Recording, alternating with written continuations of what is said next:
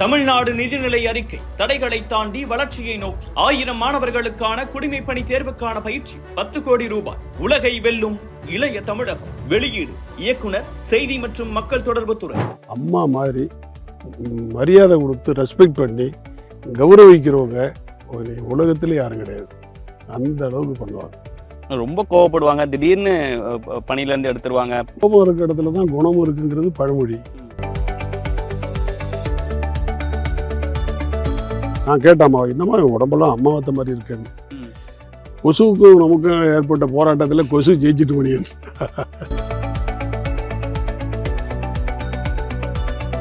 கரூர் சின்னசாமி இருக்கார்ல, எக்ஸ்எம்பி, அவர் பேசும்போது சொன்னார், அம்மா உங்களை கருணாநிதி அந்த இது கூவம் ஆற்று ஓரத்தில் கடைகூடி ரூமில் கொண்டு போய் உங்களை அடைச்சிட்டாரு. அதனால் கொசு தொல்லையும் எலி தொல்லையும் பெருச்சாளி தொல்லையும் உங்களை கடிக்கட்டும் தொல்லை பண்ணட்டும்னு அந்த ரூமில் போட்டாங்க. அதனால் நீங்கள் ஆட்சிக்கு வர்றீங்க, கலைஞரை கருணாநிதியை அதே ரூமில் நீங்கள் அடைக்கிறீங்கம்மா அப்படின்னு சொன்னார். அப்போது அம்மா சொல்கிறாங்க, சின்னசாமிக்கு தெரியாமல் சொல்கிறாரு, என்னை அடைச்சது பெண்கள் சிறை, ஆனால் நான் ஒன்று செய்கிறேன், பெண்கள் சிறையை ஆண்கள் சிறையாக மாற்றி அதில் அடைப்பேன்னு சொன்னாங்க. அதே மாதிரி செஞ்சாங்க. இப்போ நீங்கள் மாவட்ட செயலாளர் ஆகிறீங்க, இப்போ ராஜ்யசபா சீட் அந்த விஷயங்கள்லாம் எப்போ நடந்தது? நான் ரயிலில் போயிட்டு இருக்கிறேன். ரயிலில் இருக்கிற அட்டெண்டர் சொல்கிறாரு, சார் உங்களை எம்பி அறிவிச்சிருக்காங்க சார் அப்படின்னாரு. என்ன சார் சொல்கிறீங்க? ஆமாங்க. எப்படி சார், உங்களுக்கு ஒரு ஆச்சரியமா இல்லையா? நான் என்னையே எம்பி அறிவிக்கிறேன்.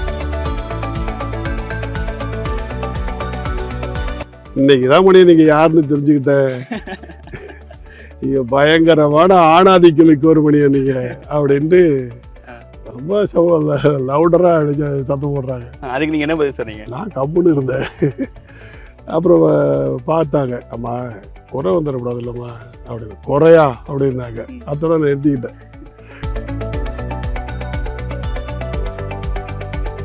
சோவியலாக சார், அப்போ ஒரு வெளியே வேற ஒரு பிம்பம் இருக்கு, இவ்வளோ விஷயங்கள் நீங்கள் சொல்கிறீங்க. அதாவது அவங்க ஒரு செய்தி சொன்னாங்கன்னா வெட்டு ஒன்று துண்டு ரெண்டுன்னு பேசுவாங்க. ஒரு கருத்தை சொல்லிட்டாங்கன்னா அது பின் வாங்க மாட்டாங்க, முன்ன வச்ச கால பின் வைக்க மாட்டாங்க. அதனால இப்படி தான் அப்படிங்கிற மாதிரி கட்சியை கண்ட்ரோலாக அப்படி கொண்டு போகணும்னு நினைப்பாங்க.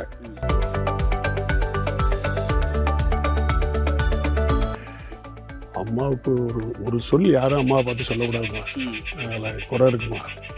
அக்கா சொன்னாங்க, சின்னம்மா சொன்னாங்க, கரெக்ட் மணியன், அது புத்தகத்தை வெட்டி அதை எடுத்துகிட்டு சொல்லிட்டேன், வெரி குட் மணியன், அப்படியே நீங்கள் எடுத்துட்டு சொல்லிட்டீங்க, ரொம்ப சந்தோஷம் மணியன் நீங்கள் சொன்னதில். நான் கூட அன்றைக்கி கோச்சிக்கிட்டேன், அது தப்புன்னு இப்போ தான் தெரியுது, வருத்தப்படாதீங்க மணியன் அப்படின்னு. இதெல்லாம் சொல்லுவாங்களா, வருத்தப்படாதீங்க? அப்புறம் தமிழ்நாட்டின் முன்னாள் அமைச்சர், அதிமுகவின் மூத்த தலைவர்கள் ஒருவரான திரு OS மணியன் அவர்களோட அவருடைய வாழ்க்கை, அரசியல் அவர் கடந்து வந்த பாதைகள் என்னென்னலாம் இந்த மக்களுக்கு செஞ்சிருக்காரு, அவருக்கும் மிகப்பெரிய தலைவர்களான ஜெயலலிதா அவர்களுக்கும் தற்போதைய எடப்பாடி பழனிசாமிக்குமான உறவு, இப்படி பல விஷயங்கள் குறித்து பேச போகிறோம். அவர் கூட சேர்ந்து பயணித்து அவரோட லைஃப்பை பற்றி தெரிஞ்சுக்கலாம் வாங்க.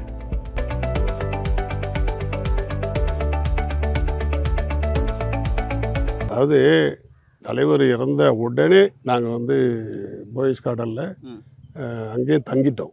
போயஸ் கார்டன்லேயே தங்கிட்டோம். அம்மாவால் தான் கட்சி நடத்த முடியும், ஜானகி அம்மாவால் முடியாது.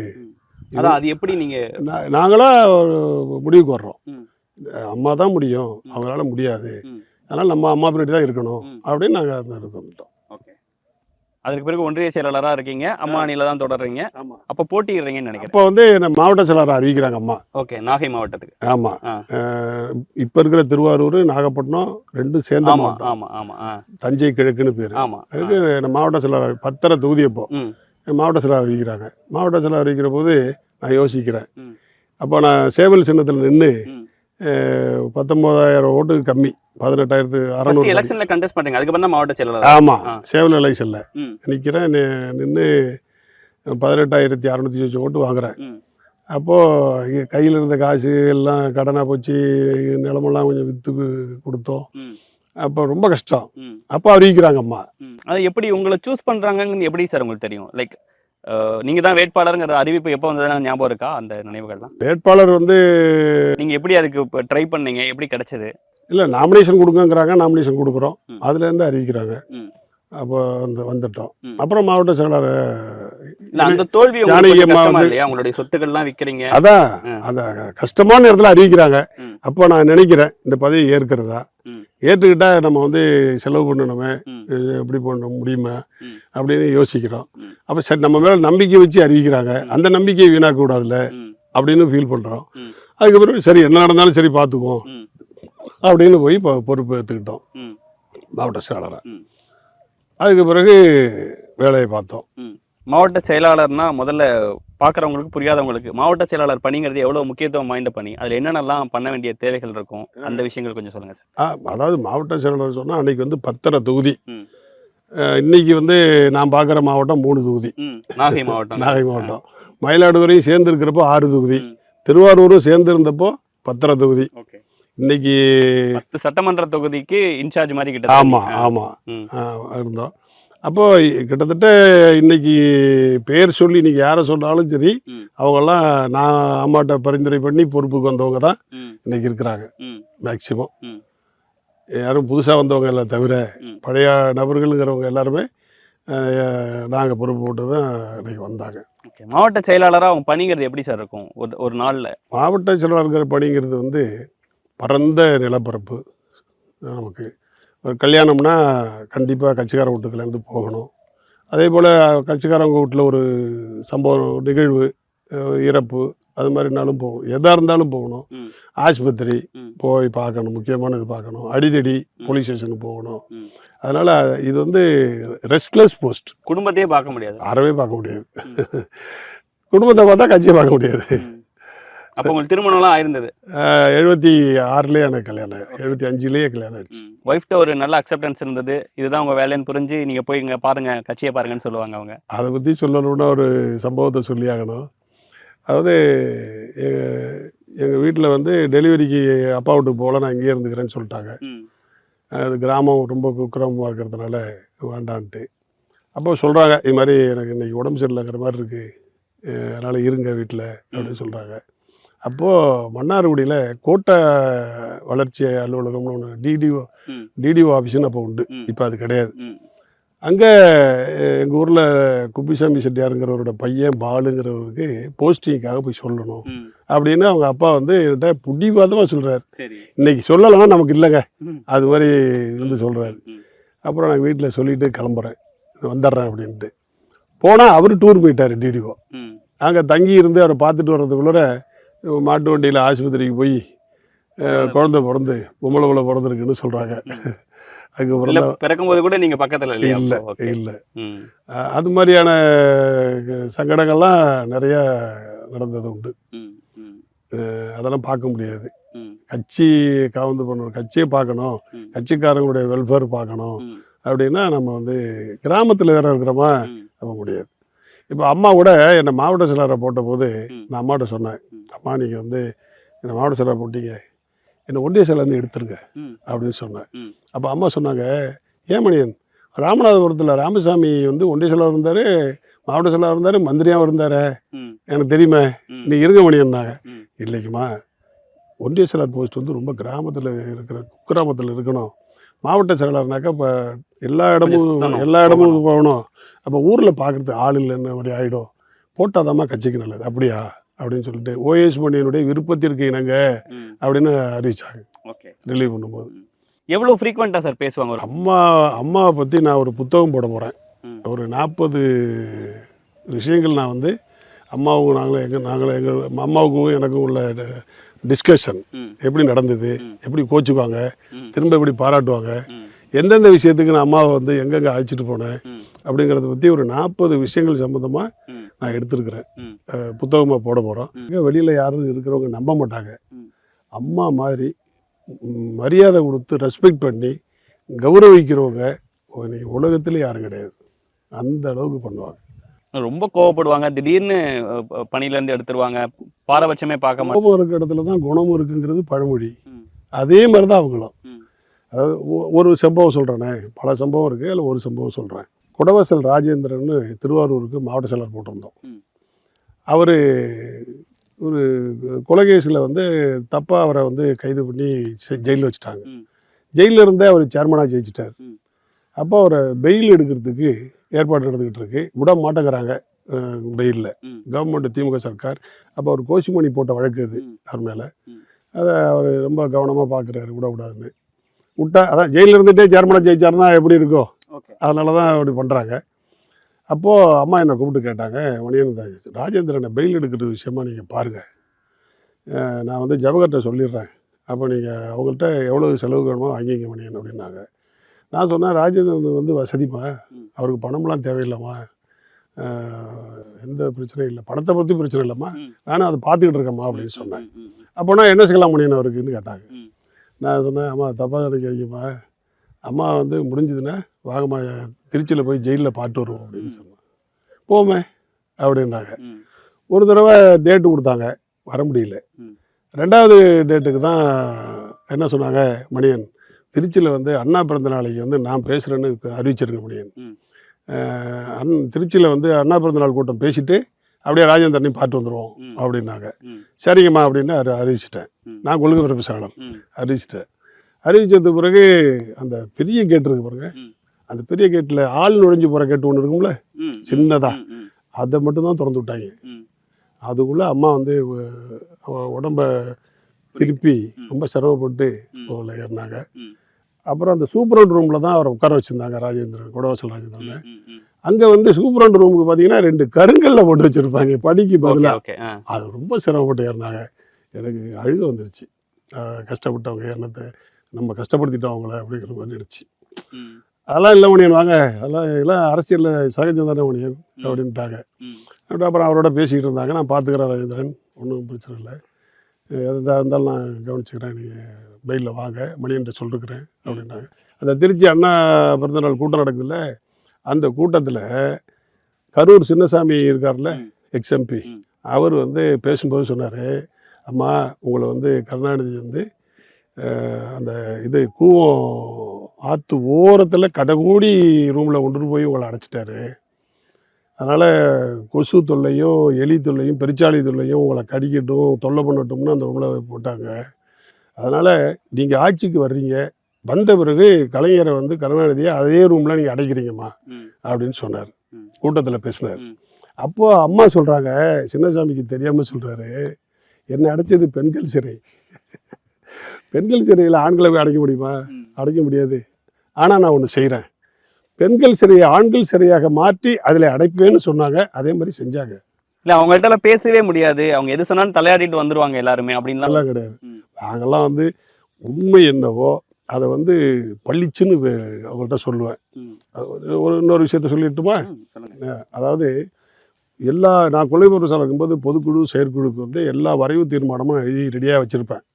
அம்மாட்ட கூட்டம் செகண்ட் ரேங்க் லீடர்ஸ் வந்து காளிமுத்தண்ணன், மலைச்சாமி அண்ணன், பாலகிருஷ்ணன் ஒருத்தர் இருந்தார் சிவகாசியில், அவர், இந்த மாதிரி 5-6 பேர் வருவாங்க, கூப்பிடுவாங்க. நயனார் நாகேந்திரன் கூட அந்த கூட்டத்தில் வந்திருக்கிறாரு, இப்போ பாஜக. ஆமாம் இருப்பாங்க. அப்போது நான் கொண்டுட்டு போகிற வரைவு தீர்மானத்தை படிக்க சொல்லுவாங்க. படித்து காட்டும்போது ஒன்று வேணும்னு எடுத்துவாங்க, இல்லை வேண்டாம்னுடுவாங்க. வேணும்னு சொன்னால் அதில் திருத்தங்கள் மாற்றங்கள் சேர்ப்பாங்க, அவ்வளோதான். ரொம்ப ஈஸியாக முடிஞ்சிடும் கிட்ட. நான் கொள்கை தலைவரை அம்மாவுக்கு வேலை ரொம்ப கம்மி, முடிச்சிருவாங்க. அம்மா வந்து ஒரு தீர்மானம் ஒன்று எழுதுங்க மணின்றாங்க, சொல்கிறாங்க. என்ன சொல்கிறாங்கன்னா,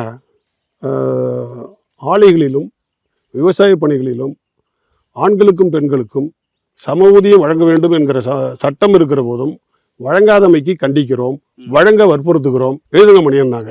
நான் எழுதலை. ஏன் எழுதலைன்னு கேட்டாங்க. அம்மா போய் அதுக்கு தவறுமான்னு சொல்ல முடியாதுல்ல, அம்மா சொல்கிறத. அம்மா அதில் ஒரு குறை இருக்குமா, என்ன குறைன்னு கேட்டாங்க. விவசாய பணிகளில் வந்து டெய்லி வேஜஸ்மா, கம்பெனிகளில் வந்து மந்த்லி வேஜஸ்மா, ஆண்கள் வந்து கம்பெனிக்கு வந்து ஒரே நேரத்தில் ஆண்களும் பெண்களும் கம்பெனிக்கு ஒரே நேரத்தில் போவாங்கம்மா வேலைக்கு. விவசாய பணிகளில் வந்து ஆண்கள் நேரத்தோடு வருவாங்க, பெண்கள் லேட்டாக வருவாங்க. மாலையில் வந்து கம்பெனியில் வந்து ஆண்களும் பெண்களும் ஒன்றாக வேலையை விட்டு வருவாங்க.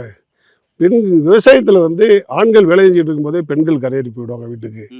அதனால் எப்பயுமே பெண்களுக்கு வந்து சம்பளம் கம்மி, ஒத்த ஊதியம் கொடுக்குறது இல்லைம்மா. கொடுக்க சொன்னால் விவசாயிகளுக்கு மத்தியில் நமக்கு வந்து வருத்தம் வருமா அப்படின்னு சொல்கிறேன்.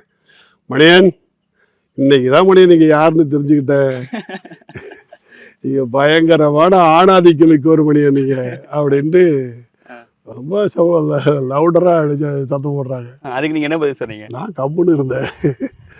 அப்புறம் பார்த்தாங்க, அம்மா குறை வந்துடக்கூடாது இல்லைம்மா அப்படின்னு. குறையா அப்படின்னாங்க. அதோட நான் எழுதிக்கிட்டேன். அப்போது புலவர் இருந்தார் எங்கள்கிட்ட, அம்மாட்ட பிஏவா.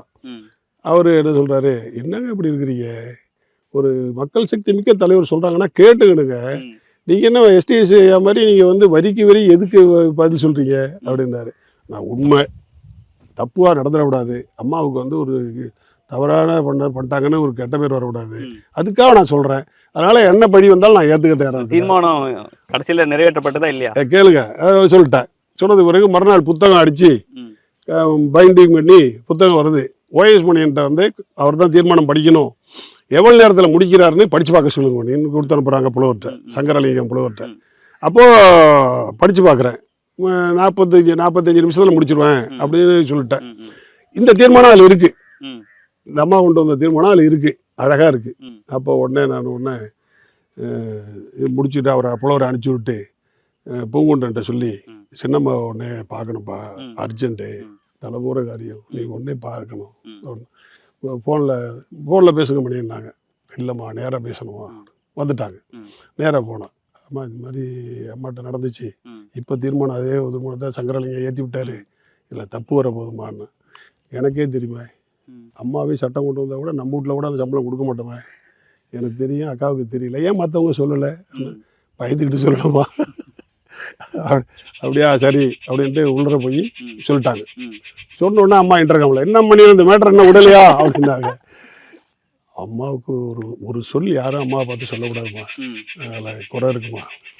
அக்கா சொன்னாங்க, சின்னம்மா சொன்னாங்க, கரெக்ட் மணியன், அதை புத்தகத்தை வெட்டி அதை எடுத்துகிட்டு சொல்லிட்டேன், வெரி குட் மணியன், விட்டாப்படியாக நீங்கள் வந்து எடுத்துட்டுன்னு சொல்லிட்டீங்க, இது ரொம்ப சந்தோஷம் மணியன் நீங்கள் சொன்னதில். நான் கூட அன்றைக்கி கோச்சிக்கிட்டேன், அது தப்புன்னு இப்போ தான் தெரியுது, வருத்தப்படாதீங்க மணியன் அப்படின்னு.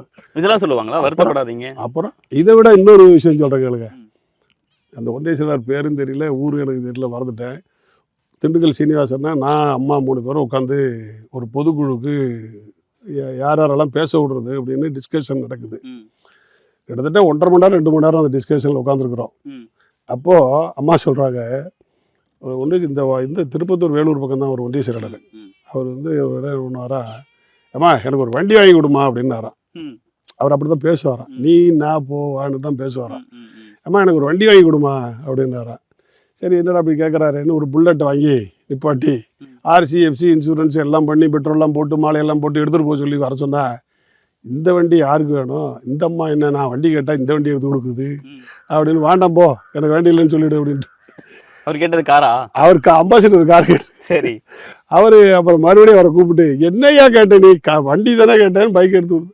இல்லைம்மா இது யார் உதைக்கிறது, எனக்கு வயசாக இருக்குது உதைக்கிறதுக்கு, இதை ஓட்டுறது யார், நான் ஆள் போட்ட உதைக்க ஓட்ட முடியும், அதுக்கு சம்பளம் கொடுக்கிட்ட காசு இருக்குது, எனக்கு ஒரு கார் வாங்கி கொடுமா அப்படின்னு. அப்புறம் கார் வாங்கி கொடுத்தேன் அப்படிம்பாங்க.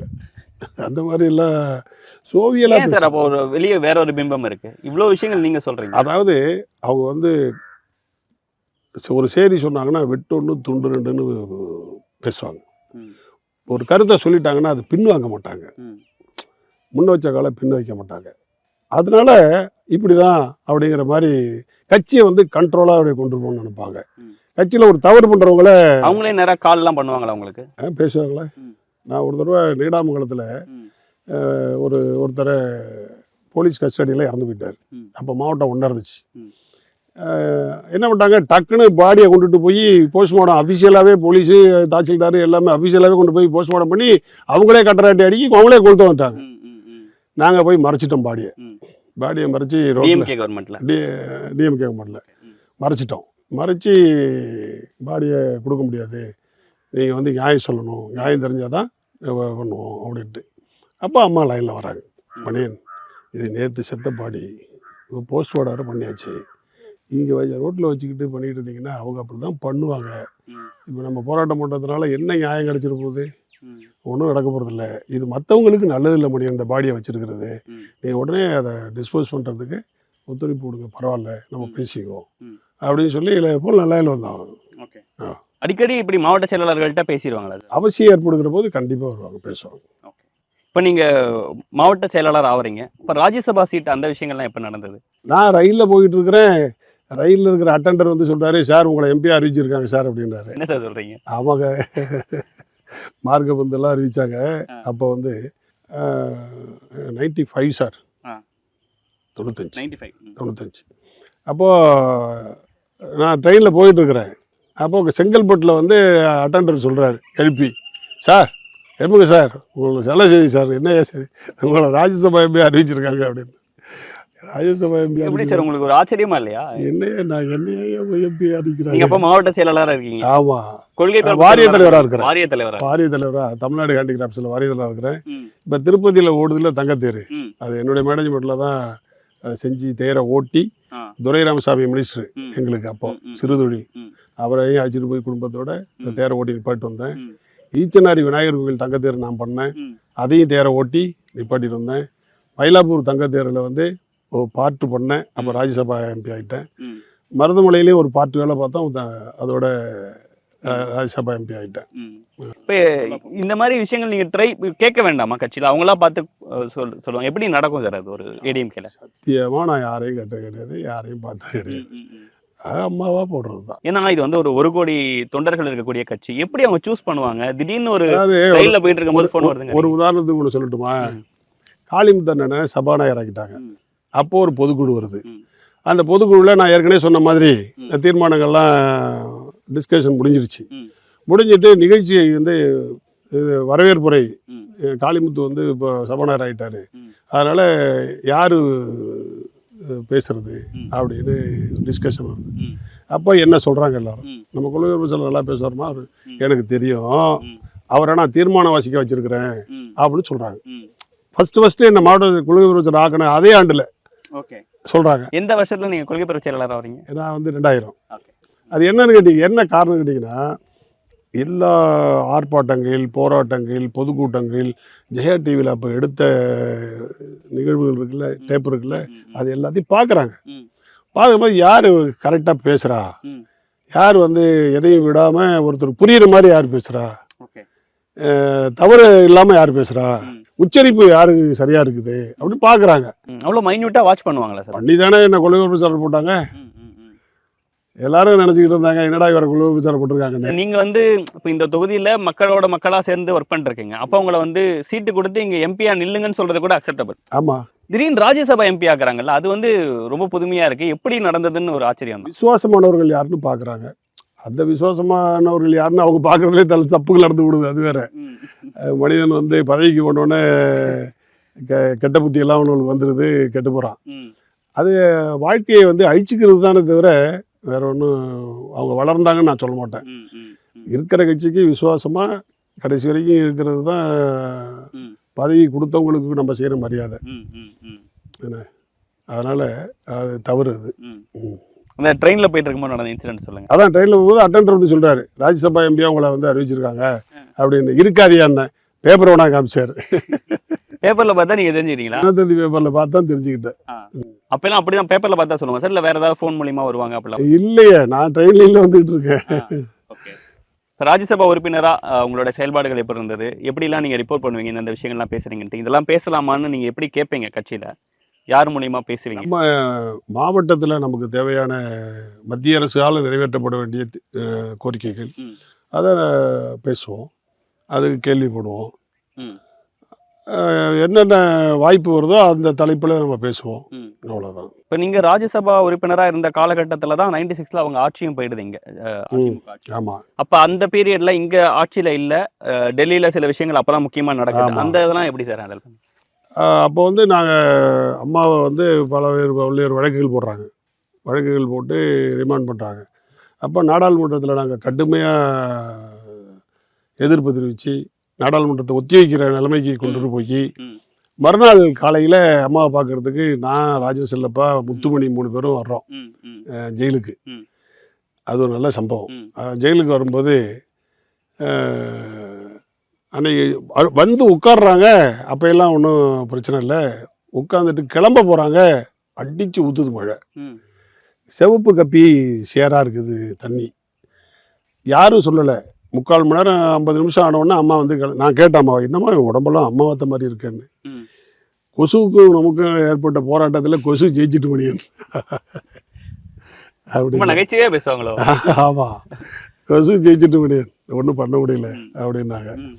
அப்புறம் 50 நிமிஷத்துக்கு நாங்கள் நாடாளுமன்றத்தில் நடந்ததெல்லாம் சொன்னோம். ஒவ்வொரு தலைவரையும் போய் பார்த்தபோது யார் யார் என்னென்ன சொன்னாங்க, போனாங்க, வந்தாங்கங்கிறதெல்லாம். தேவேகவுடா தான் இப்போ பிரதமர், அவர்கிட்ட பேசினதெல்லாம் சொன்னோம். அவர் சொன்ன கருத்துக்கள்லாம் அம்மாட்ட சொன்னோம். ம்.